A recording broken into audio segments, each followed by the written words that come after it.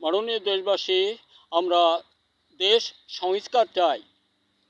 আমাদের সৌভাগ্যশীল জনতার প্রতি বর্তমান সরকার আমাদের ডক্টর ইউনূস সাহেবের সুদৃষ্টিময় ব্যবহার সুন্দরের জন্য আমরা অত্যন্ত আনন্দিত। আমরা চাই আমাদের দেশ সংস্কার। তথা একটি কথা না বললে নয়, আমাদের দেশ সংস্কারের সাথে সাথে দেখাচ্ছে সারা দেশময় যত ডক্টরেট সার্টিফিকেটধারী নর নারী আছেন ওনারা সমবেত হয়েছেন। এটা আমাদের এক পর্যায়ে অনেক ভালো সংবাদ। এখানে আমরা সকলে আলহামদুলিল্লাহ বলি। আর এই ছেড়া, তুই যাস কোথায়? ঘোড়া তালাশ করতে। ঘোড়া খুঁজতে গেছিস মানে তোর ঘোড়া কবে হারিয়েছে? গতকালকে পাসনি? না, যদি না পাস তাহলে কী করবি? ঘোড়া আবারও হারাইছিল। গতবার যেভাবে না পেয়ে চলে গেছিলাম, এবারও সেইভাবে যাব। গতবার কোনভাবে গেছিলি? কাঁদতে কাঁদতে চলে গেছিলাম। বন্ধুরা আমার, আমাদের সহজাত প্রবৃত্তি, আমরা বাংলার মানুষ, আমরা গ্রামের মানুষ, আমরা যেখানে যে স্তরে যেমনই থাকি না কেন, আমরা সকলেই সম্মিলিত প্রচেষ্টা চালাবো দেশটাকে আগে সংস্কার হোক, সুন্দরে ভরে উঠুক, সেটা ডক্টর ইউনূস সাহেবের হাতে। আর আমাদের দেশে এত ডক্টর আছেন, এটা খুব আনন্দের বিষয়। এরপর বোধ করি এই সার্টিফিকেটগুলো সংস্কারের প্রয়োজন আছে। মনে কেউ কোনো প্রকার দাগ ব্যথা নেবেন না। আমি কোনো কোনো দলকে কেন্দ্র করে বলছি না, এমনটা আমারও থাকতে পারে, আমার মধ্যে হতে পারে। এই জন্য আমি একটা ভিডিওতে বলেছিলাম যে এরপরে আমাদের জীবন সংস্কার করতে হবে।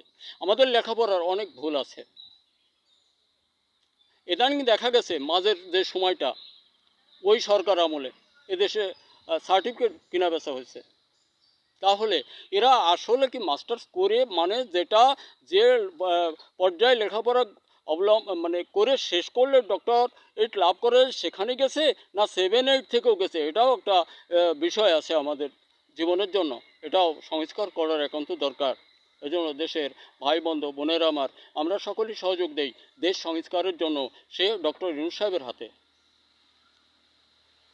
এটা আমাদের সার্বিক চেতনার বিশ্বে আমরা জ্ঞানবান হিসেবে পরিগণিত হচ্ছি এবং হতে পারবো 100।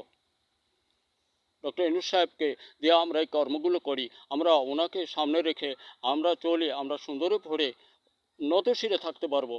আগামী জেনারেশন, আমাদের দেশে যারা যে সমস্ত সন্ততি আসবে, এরা সকলেই দেখুন, এই যে গল্পটা বললাম, মানে একটা লোকের ঘোড়া হারায় গেছে, ঘোড়া খুঁজতেছে, পাচ্ছে না। একজন বলতেছে, এই কিরে তুই কোথায় যাস ঘোড়া খুঁজতে?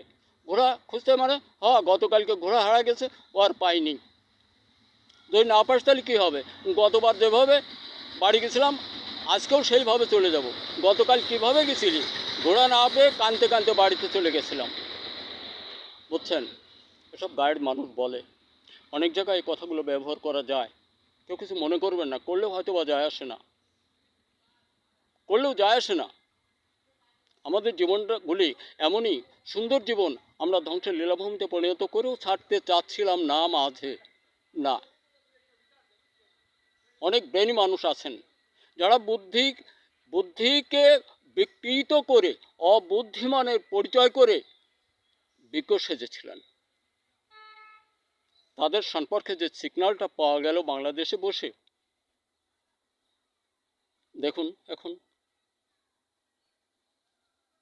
ধন্য সমগ্র বিশ্বময় মানব কল্যাণ জীবনের সংস্পর্শে, হিম স্পর্শে আমাদের বাংলাদেশটাও যেন ধন্য হয়ে ওঠে, সেটা ডক্টর মোহাম্মদ ইউনূস সাহেবের হাতে কল্যাণের দিকে যায়।